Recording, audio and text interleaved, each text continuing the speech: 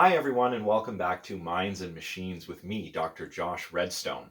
So last time we took a look at the Meno, a very famous dialogue written by Plato in 380 BC, and we started to get acquainted with the views of Plato where the soul is concerned and where knowledge is concerned. We learned about the justified true belief account of knowledge, and we also learned about the theory of recollection. This idea is that that nothing is learned, that all knowledge is really just a matter of recollection or anamnesis. So we also learned other things, right? We learned a little bit about the background, what was going on philosophy-wise in ancient Athens and around the Greek peninsula. We learned about the pre-Socratic philosophers, and we also learned about the sophists. And probably the most importantly, we got to know Socrates' style of dialectic, right? This sort of back and forth question and answer sort of exchange that is meant to help us birth our ideas, right? To birth knowledge. Socrates was this intellectual midwife, or so he thought of himself. So when we read the Meno, a great illustration of Socrates' method, by the way, is how Socrates is actually asking most of the questions, even though it's Meno who starts the dialogue by asking Socrates whether virtue is teachable. And this kind of typifies Socrates' style, what we today call the Socratic method of trying to uncover or birth ideas or recollect them through this process that the Greeks called anamnesis, by asking the right questions to get people to come to knowledge this way. And I talked a little bit last time about how Socrates asked all kinds of people all kinds of questions. He had a fairly big following in Athens, lots of young students, including Plato and Xenophon. But in his question asking, he would go on to upset some important people. Three of those important people, Anytus, who we met in the Meno last time, Meletus, and Lycon, the three of these men were Athenian politicians, and they would seek to prosecute Socrates. They would accuse him of corrupting the youth, like some of the sophists were thought to be doing, and probably were doing, and of impiety, so not respecting or believing in the gods of the city, like Athena was the patron goddess of Athens, but also Zeus and Apollo and Asclepius, all the important ones, right? So Socrates is accused of corrupting the youth and of impiety. Was he really a corrupting factor for the youth of actions, or was he really impious, or perhaps even an atheist? Probably not. Maybe these charges were brought against him because of his public image. He was often accused of being a sophist, even though he was not, as I just said. He never took money. According to Plato, Socrates never took money to teach anyone anything, which was something the sophists do. That was their stock and trade, was teaching people knowledge and rhetoric and logic and this sort of thing. So he probably wasn't a sophist, although he was often mistaken for one, perhaps. And he was also satirically portrayed as a sophist in some of Aristophanes' plays. That might have contributed to this public image of Socrates as a sophist. And he also certainly wasn't an atheist. He talks about the gods, at least in Plato's accounts of them. He often mentions the gods. He talks about a sort of Platonic god, which is actually quite a bit like the god you find in Christianity, which is interesting. And moreover, Socrates believed he possessed a daimon, like a little god or a spirit that would whisper to him.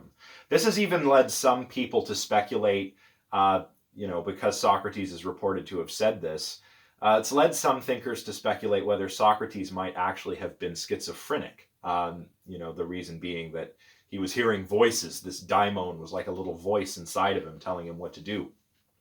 But I think we should resist that kind of speculation. After all, the Greeks, in addition to being polytheists, believing in many gods like Zeus and Athena and Hera and so forth, in addition to being polytheists, they were also kind of animists. especially in the mythological tradition, where they looked at the world as something that was alive, and every tree, every temple, every place, and everything had a daimon, or a little god or spirit, right? As the German psychologist Ernst Jentsch would say in the early 20th century, even in highly sophisticated ancient Greece, there was a dryad in every tree. So, I don't think Socrates was schizophrenic, but it's interesting to speculate, I suppose. Probably one of the big reasons why these three politicians brought these charges against Socrates is because they may have felt that he posed a threat to the newly reestablished democracy in Athens. And that's very plausible. Socrates was not a fan of democracy, actually. He thought it was a bad idea. And if you read Plato's Republic, you have Socrates presenting his argument that the ideal society should be governed by philosopher kings. And maybe they have, virtue and goodness and everything by virtue of the gods or the divine or something. So, Plato's Socrates is not a fan of democracy. Socrates is eventually brought to trial before a jury of 501 Athenians, right? 501 so that there couldn't be a tie when they were voting. Plato gives us an account of this in a dialogue called the Apology of Socrates. Now, apology here doesn't mean Socrates is, saying sorry for what he's done in front of this jury in order to try to, appease them and maybe have his charges acquitted. That's not what apology means. Apology comes from apologia, which means defense. So Socrates was defending himself. He was kind of representing himself as his own, defense lawyer, if you want to think of it that way.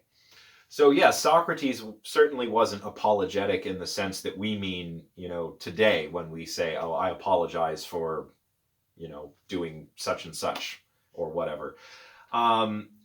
During his trial, at least in the account we get from Plato, although there is another apology written by another student of Socrates, Xenophon, which recounts the trial as well. But during the trial, Socrates is not apologetic. He believes what he is doing is the right thing to do. He points out that he doesn't take money for his teachings like the sophists do. He tells the jurors about his daimon. So I was like, I can't be an atheist. The gods talk to me. I know they exist. So he says. He says also, he talks a little bit about what the Oracle of Delphi had told his friend Chaerephon. Delphi, in ancient Greece, the oracles of Delphi, you could go and receive these oracles, right, from these mystics who would, I suppose, talk to the gods. We're not sure if this was how this was done. Did they get really drunk? Did they consume some kind of a drug that would make them hallucinate? Were there gases in caves or from swamps that they inhaled? We don't know. But they could receive, people could go there and receive oracles. And Chaerephon receives an oracle about Socrates, that his friend Socrates is the wisest of men. And Socrates is kind of known for this, and his accusers are pointing this out like, oh, you're so smart, Socrates, haha. Socrates actually wants to prove this wrong. This kind of thing is what got him into trouble, going around teaching people things, asking them questions and making them confused, introducing the state of aporia, right? He's being that torpedo fish again that Meno was talking about. So this is what's getting him into trouble.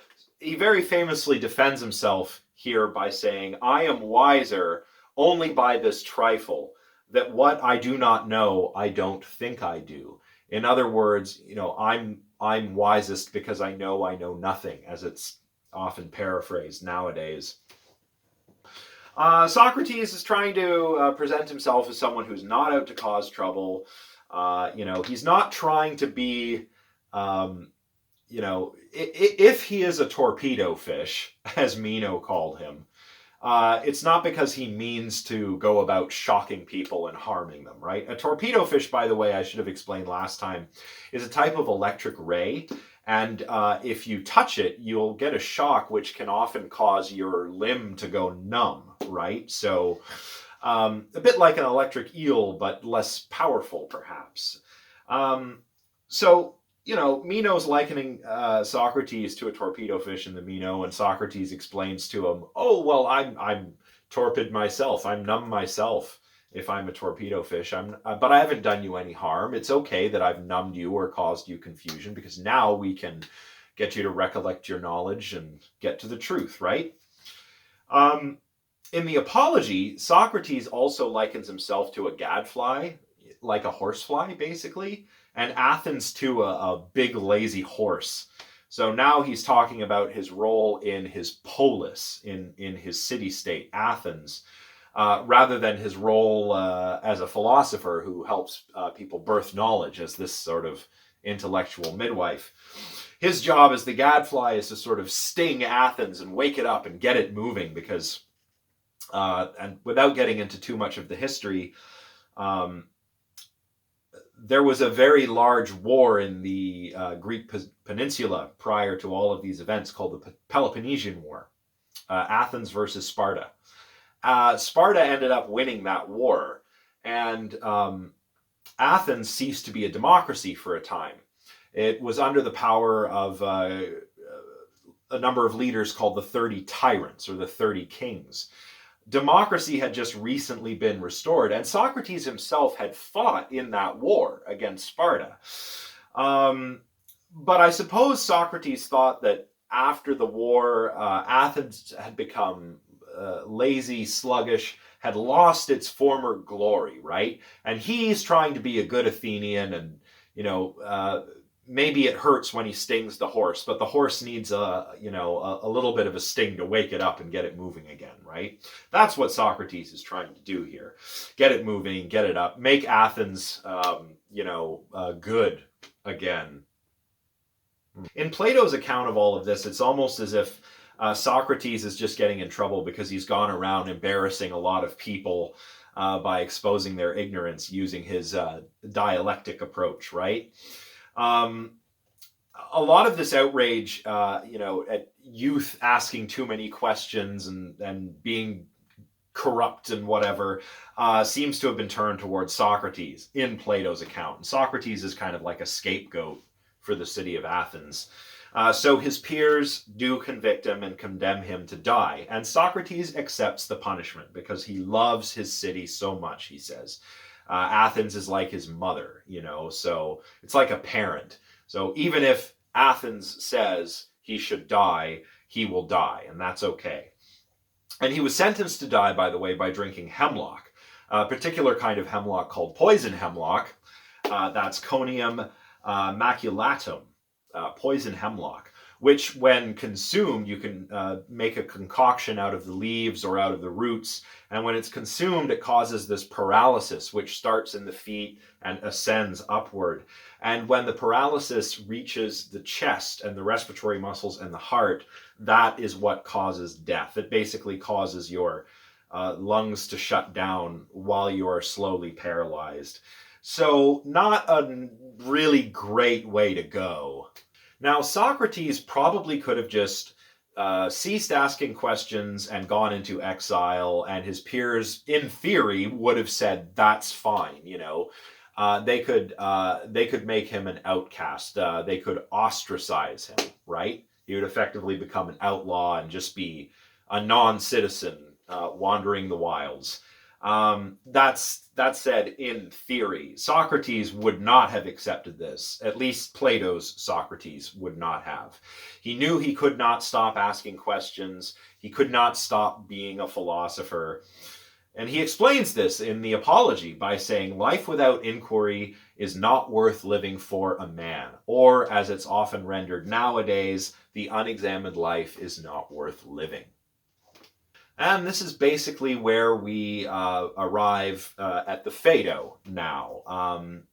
Socrates is in prison for a little while, or quite a long while, actually.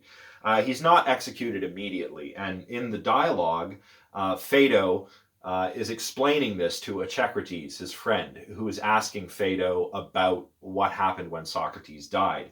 And Phaedo explains that the ship to Delos was crowned the day before Socrates' trial. He's explaining, Echecrates, like, what ship? What are you talking about? And he explains this Athenian custom. He says, it is the ship in which, according to Athenian tradition, Theseus went to Crete when he took with him the 14 youths and was the savior of them and of himself. And they were said to have vowed to Apollo at the time that if they were saved, they would send a yearly mission to Delos. Now the custom still continues, and the whole period of the voyage to and from Delos, beginning when the priest of Apollo crowns the stern of the ship, is a holy season, during which the city is not allowed to be polluted by public executions, and when the vessel is detained by contrary winds, the time spent in going and returning is very considerable. As I was saying, the ship was crowned on the day before the trial, and this was the reason why Socrates lay in prison and was not put to death until long after he was condemned. So why is Socrates allowed to languish in this prison? Well, in commemoration of Theseus and his 14 youths coming back safely from Crete, the Athenians send a ship, like a tribute to Delos, full of lots of sacrifices and stuff. And from the time the ship is crowned to when it gets back to Athens is considered a holy time, so we don't pollute the city with any executions or anything like that. So Socrates is put in prison after the ship has left, just after the ship has left, and it took a long time for the ship to come back because of the weather conditions and sea conditions and so forth. That's what Phaedo is explaining to Echecrates here. So that's the setup. Socrates is in prison.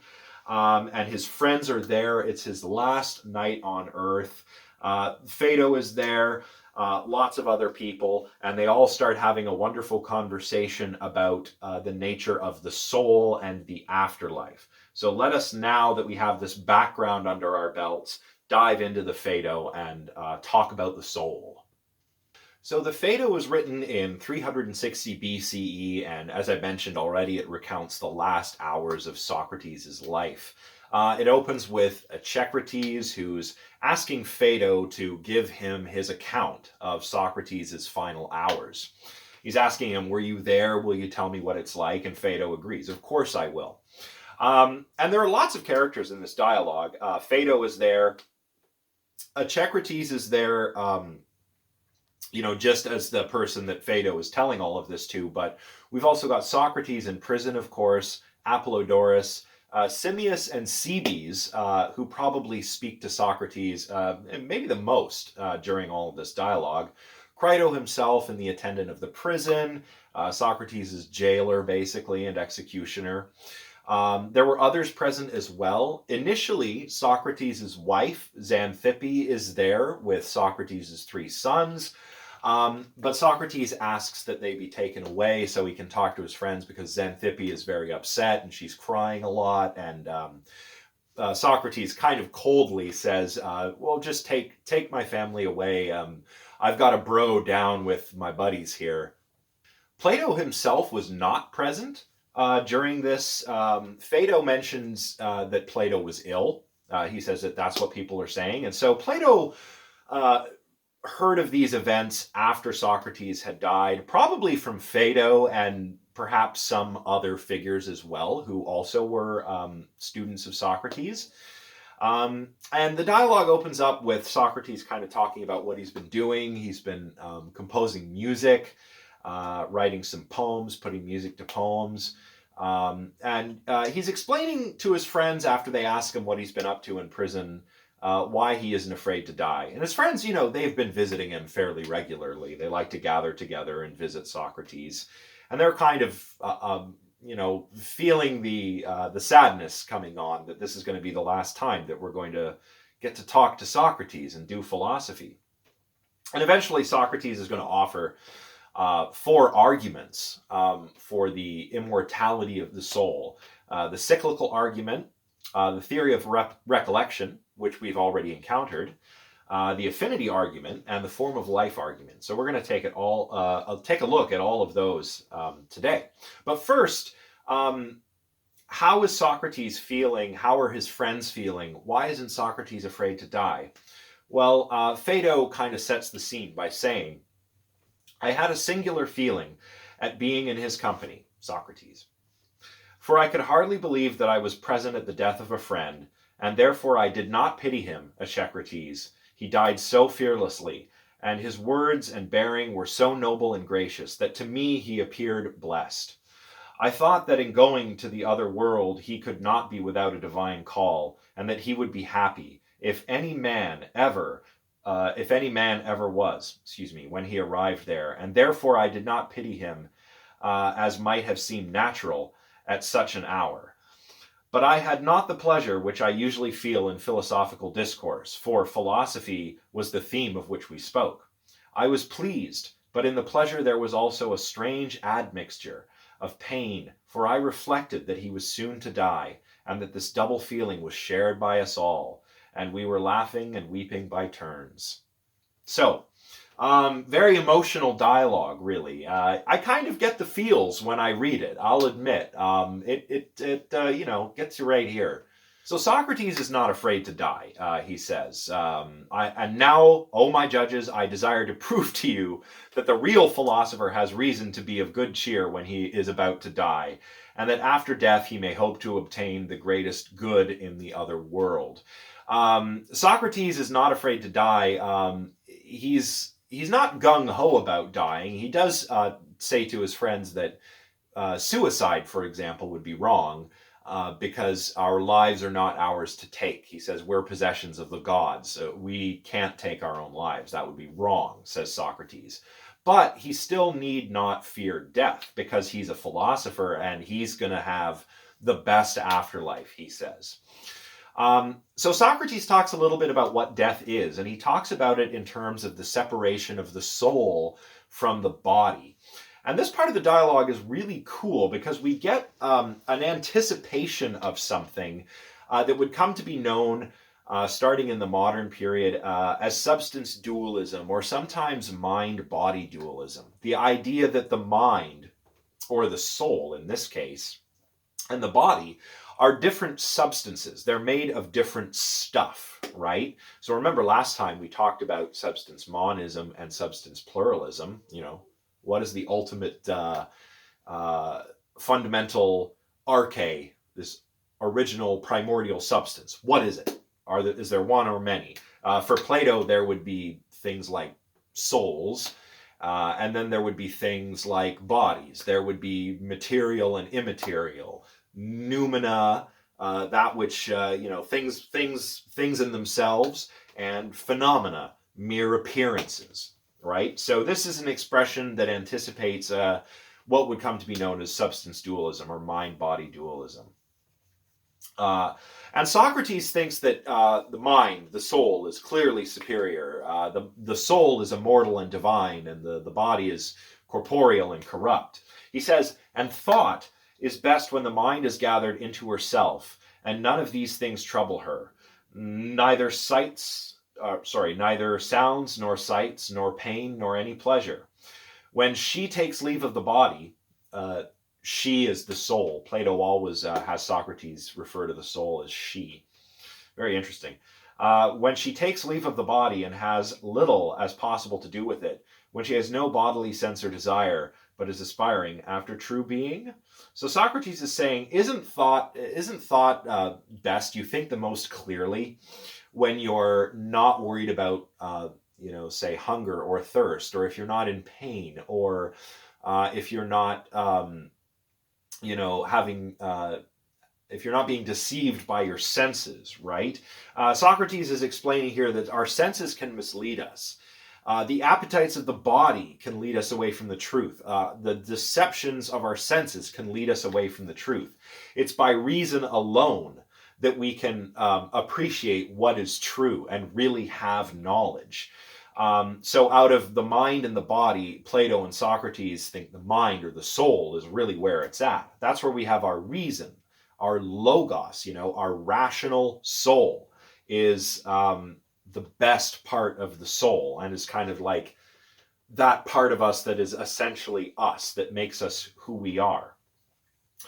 So the best way to do philosophy is to not worry about, the concerns of the body. And this might explain why Socrates was always going around in a disheveled appearance.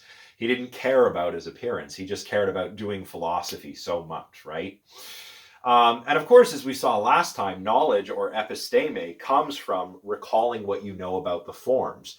This recollection or anamnesis is something we do using our logos, So the noumena can be grasped with reason. The things as they are in themselves can only be grasped with reason.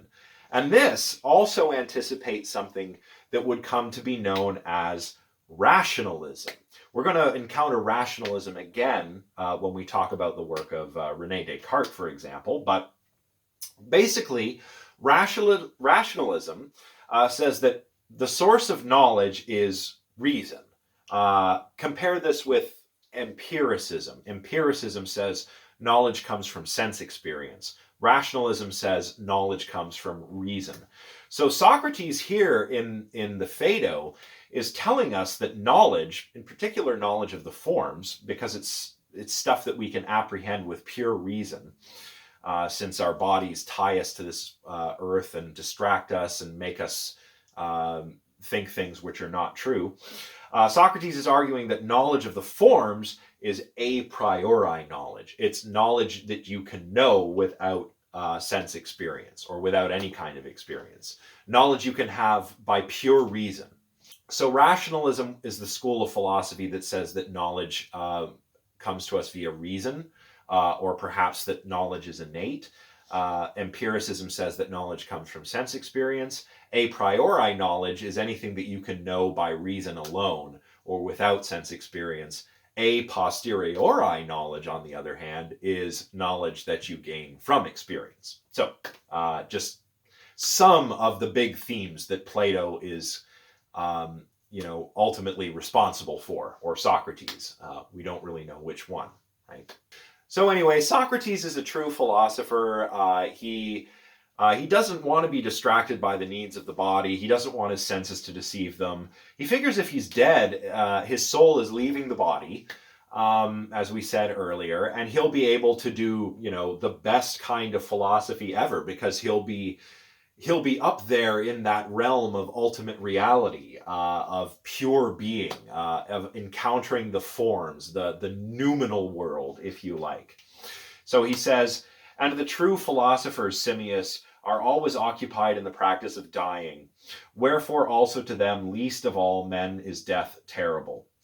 Look at the matter thus. If they have been in every way the enemies of the body, and are wanting to be alone with the soul, when this desire of theirs is granted, how inconsistent would they be if they trembled and repined instead of rejoicing of their departure to that place where, when they arrive, they hope to gain that which in life they desired, and this was wisdom, and at the same time to be rid of the company of their enemy. Many a man has been willing to go to the world below, animated by the hope of seeing there an earthly love or wife or son, and conversing with them. And will he who is a true lover of wisdom and is strongly persuaded in like manner that only in the world below can he worthily enjoy her, still repine at death?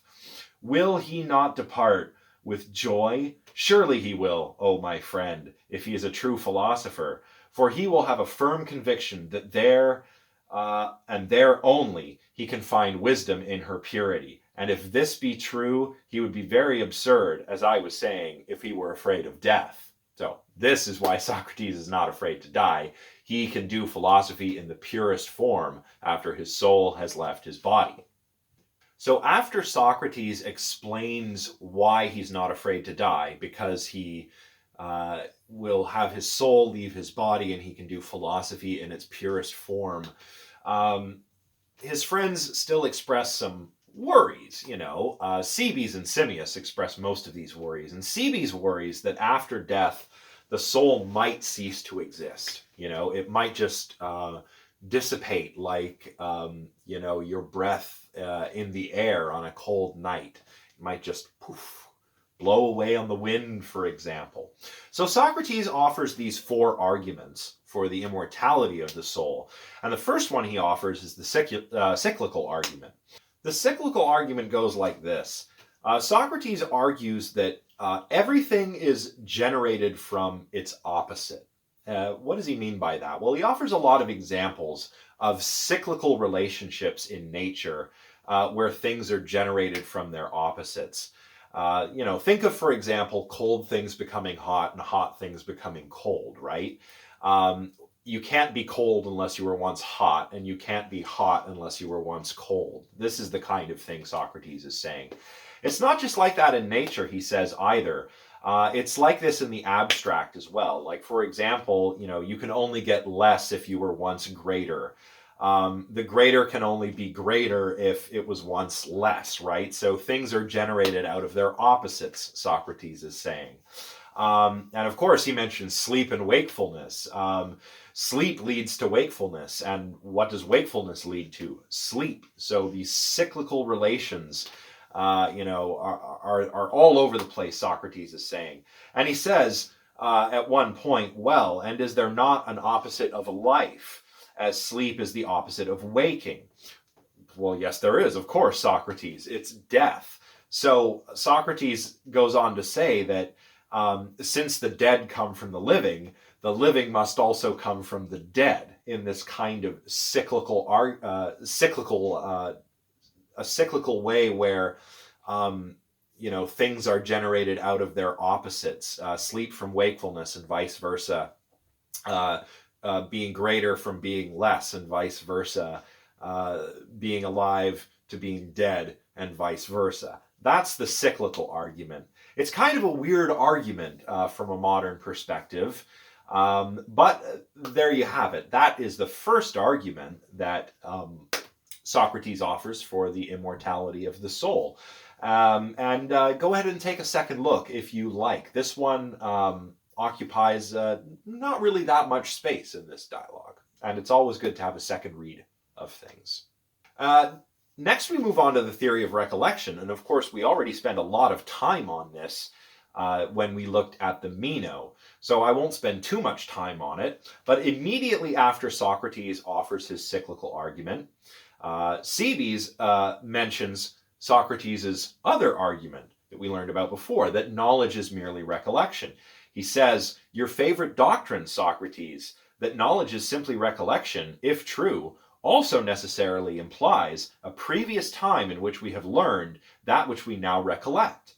But this would be impossible unless our soul had been in some place before existing in the form of man. Here, then, is another proof of the soul's immortality. So Cebes is saying, well, Socrates, you've proven that knowledge is recollection. You show us all the time with your dialectic, with your Socratic method. So you know knowledge is recollection, but that could only be true, as you say, if the soul existed before and had, learned all of this stuff while it was in the world of ultimate reality it was in the noumenal world. Now, the argument is very, very similar to the version of the argument, or this version of the argument is very similar to the version that we find in Meno, but it's a little bit more conservative. In the Meno, Socrates is making really bold claims, like all knowledge comes from recollection or amnesis. In the Meno, he doesn't put things quite so strongly. He takes up the idea once again that the senses can mislead us, the senses can deceive us, and the body's needs can distract us. He takes this up again and argues that, true knowledge, the knowledge of true being or of ultimate reality or of things in themselves, the forms or ideas for Plato, comes from the soul's previous encounters with true being. So, as I mentioned before, this foreshadows rationalism, which we'll talk a lot more about once we read Descartes' meditation on first philosophy, because Descartes is known as the father of rationalism. What Socrates is doing here, a little more conservatively, he's arguing that knowledge is recollection, but he's arguing specifically that knowledge of the forms, knowledge of true reality or things in themselves is a priori knowledge. And as he says, by leaving his body in death, separating his soul from his body, he'll be in the world. The underworld, for a philosopher, is a world where you're there with the things in themselves. Your soul is also one of these things in itself, by the way, but we'll get to that in a moment. But yeah, Socrates is not arguing all knowledge is a priori, or all knowledge is recollection. Only a priori knowledge is knowledge of the forms is what is possible to recollect. I have a little example here to try and get us more acquainted with the ideas or the forms, because where you really get the idea is the allegory of the cave. But that's a completely optional reading. I linked it in the last lecture. I'll link it below again here, but you don't have to read it. To get you more of an idea on the forms, one example you might think of is like shapes, like triangles, because the Greeks were all about geometry. Back then, if you were drawing shapes in the sand, like Socrates was with Meno's slave, those shapes would be imperfect, and they're all a little bit different, and they're all just not quite perfect if you're drawing squares and triangles in the sand. Yet we all have this idea of the perfect square, or the perfect triangle, or the perfect circle. And this knowledge, according to Plato and Socrates, is recollected. We have these concepts from the forms, the form of the triangle. We have the concept, similarly, of equality or equalness. We can imagine perfect equality in two lengths, even though in the real world, no two, sticks or lines in the sand or whatever will ever be exactly equal. Yet we have this idea of it. That must be from the form of equality, which is a thing in itself. It's a pure form, right? And Socrates is going to go on to say that there are forms of all kinds, right? He says, and if we acquired this knowledge before we were born, and we were born having the use of it, then we also know, or knew, before we were born and at the instant of birth, not only the equal or the greater or the less, but all other ideas. For we are not speaking only of equality, but of beauty, goodness, justice, holiness, and all of which we stamp with the name of essence in the dialectical process, both when we ask and when we answer questions. Of all this, we may certainly affirm that we acquired knowledge before birth. So very clearly, there's all these forms, these pure forms are what we have knowledge about, and we can get that knowledge by recollecting it. The next argument that Socrates offers is the Affinity Argument. This argument says that the body, which, remember, is just made of matter, is a corporeal thing. It resembles what is earthly and corporeal, and it will inevitably die and decay, whereas the mind or the soul resembles what is divine and immortal and will last forever. So Socrates says, reflect, Cebes, of all which has been said, is not this the conclusion? That the soul is in the very likeness of the divine and immortal and intellectual and uniform and indissoluble and unchangeable, and that the body is in the very likeness of the human and mortal and unintellectual and multiform and dissoluble and changeable. Can this, my dear Cebes, be denied? And of course, Cebes agrees with him. We're getting back to the mind-body dualism again. The mind is incorporeal, divine, intellectual. It's special. It's the soul. The body is not. It's it can die. It can break down. It will cease to be one day, whereas the soul won't. So the soul is divine. And not like the body, which is corporeal. The soul, Socrates argues, must survive the death of the body. And he goes on then to explain what he thinks will actually happen in the afterlife, in the underworld. I'm not going to get into too much detail here, other than to say that, he talks about the different areas of the underworld, where different people will go, what their punishments will be. People who are not virtuous will be confined, spend eternity with Hades, or be re-embodied in some kind of a lower form of life. A lot like the kind of ideas you see in the ancient Indian tradition, actually, to do with karma and samsara and reincarnation. It's actually not unlike that at all, what Socrates is saying here. But he says that, like we learned before, philosophers will have it great. If you've lived a virtuous life and taken care of the mind, philosophy, Socrates often treated as care of the soul. And certainly so did Plato and Aristotle after him. If you've done these things, you'll have a good afterlife. You'll get to do pure philosophy, gain pure wisdom in the world of things in themselves, the world of the forms. So Socrates offers the affinity argument, and Cebes and Simmias still have some reservations. They're convinced that the soul might be divine, that it exists before birth, but they're not convinced it continues to exist after death. Simmias offers the analogy of the harmony of a lyre. And this is a very Platonic example, an example to do with harmony. But first, what is a lyre? A lyre is a bit like a harp. It was a musical instrument played in ancient Greece, and this idea of harmony or harmonia was something that, as we learned before, or actually I don't think I talked about this before, the idea of harmonia is a very big theme in the Pythagorean tradition, and Plato was a Pythagorean. So Simmias says that the soul might be divine like the harmony of a lyre is divine.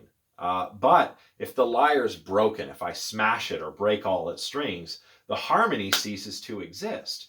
So maybe the body is like the lyre and the soul is like the harmony or the beautiful music that you can play on it. When the lyre breaks, the music stops. When the body dies, so does the soul, Simmias is saying. So those are Simmias's worries. Cebes points out a different worry. He says that, well, after a weaver dies, for example, some of his cloaks might remain for a while, but eventually they'll wear out. So maybe Cebes is saying a soul can survive after one body, two bodies. Maybe it's got a few lifetimes in it, but how do we know it lasts forever? It might eventually disappear after death. Thus, Simmias and Cebes are kind of introducing confusion and doubt, and they don't want to spoil the mood. They've been talking all this philosophy with their friend Socrates and having a great time, but now they're introducing this apprehension and doubt. Socrates is about to die, and all of his friends don't want to hear that the soul simply ceases to exist after death. But Socrates can tell they're not quite convinced, and they remain in silence for a while because Simmias and Cebes have introduced everyone to a state of aporia, of confusion and doubt. But remember, Socrates doesn't think this is a bad thing. This is what you have to do before you can have knowledge, before you can perform anamnesis and recollect things. Right? So this is not a bad thing. And Socrates says, don't hate argumentation because you don't buy these arguments or because you still have doubts. Don't worry that you're doubting. This is what Socrates is all about. He's being a torpedo fish again, and he's made everybody torpid. He's shocked them all into doubt and confusion and skepticism. So where do we go from there? Well, Phaedo pauses, and he describes some of these doubts that Socrates' friends were experiencing. He describes some of them to Echecrates before continuing with his recounting of Socrates' final moments. Then, as he gets back into recounting the events of that day, he gives us Socrates' final argument for the immortality of the soul, which is the form of life argument. And the form of life argument basically says that the soul participates in the form of life. Remember, there are forms or ideas or, in the world of pure being, that's where things like beauty and goodness and justice really are, where equalness and oddness and stuff are, where triangles and perfect forms are, right? It's all there in this world of pure being, according to Plato. And there's a form of life, and the soul participates in that form of life. So Socrates says, in a kind of back and forth with Cebes and Simmias, then whatever the soul possesses, to that she comes bearing life. Yes, certainly. And is there any opposite to life? There is. And what is that? Death. Then the soul, as has been acknowledged, will never receive the opposite of what she brings. The soul is just something that is essentially alive. It's this essence of life, this spark of life. It's alive, or it has this spark by virtue of participating in the form of life. So Socrates tells us it can't die, in the same way that the number 4, the number 4, for example, is an even number. It participates, according to the Platonic view, in the form of the even. It couldn't stay the number 4 and become odd. It just couldn't do that anymore. It couldn't become the number 3 and remain even, right? Likewise, a soul participates in the form of life, and it could never die. It could never become its opposite. That would just wouldn't work, says Socrates here. So Socrates continues to explain, having another back and forth with Cebes. No other proof is needed, he said, for if the immortal, being eternal, is liable to perish, then nothing is imperishable. Yes, replied Socrates. And yet all men will agree that God, this is more the Platonic God we're getting here again, and the essential form of life, and the immortal in general, will never perish. Yes, all men, he said. That is true. And what is more, gods, if I am not mistaken, as well as men. Seeing that the immortal is indestructible, must not the soul, if she is immortal, also be imperishable? Most certainly. Then when death attacks a man, the mortal portion of him may be supposed to die, but the immortal retires at the approach of death and is preserved safe and sound. True. Then, Cebes, beyond question, the soul is immortal and imperishable, and our souls will truly exist in another world. All right. So there we have the 4 arguments that Socrates presents in the Phaedo for the immortality of the soul. We have the cyclical argument, where things are generated out of their opposites. Hot from cold, sleep from wakefulness, life from death, death from life. That's his first argument. The second argument is, of course, the theory of recollection, which will be familiar because it's the same argument, more or less, given in the Meno. Then, of course, there was the affinity argument, which we just covered. The soul is something that is immortal and divine, whereas the body is corporeal, material, and will one day die, whereas the soul is immortal and imperishable, right? So those are, and the form of life. Almost forgot. That's the one we just recapped. Yes, the soul participates in the form of life, and this is why it is immortal and imperishable, according to Socrates. So those are the 4 arguments. So Socrates is not afraid to die, and he's tried to reassure his friends by giving them these arguments. He's tried to alleviate their worries. Don't worry, I'm going to be fine. Either I'll cease to exist, or I'll get to have pure wisdom. I'll get to do philosophy in its purest form. So don't worry about me, friends. That's what Socrates is really trying to do here.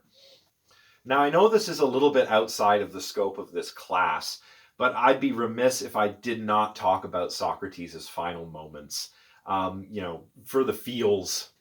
So here are Socrates' final moments. Here he's talking to the prison attendant.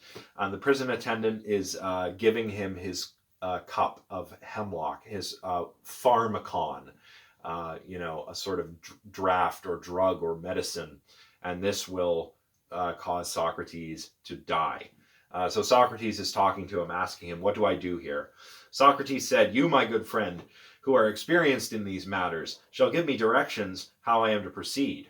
The man answered, you have only to walk about until your legs are heavy, and then to lie down, and the poison will act. At the same time, he handed the cup to Socrates, who, in the easiest and gentlest manner, without the least fear or change of color or feature, looking at the man with all his eyes, Socrates, as his manner was, took the cup and said, "What do you say about making a libation out of this cup to any god?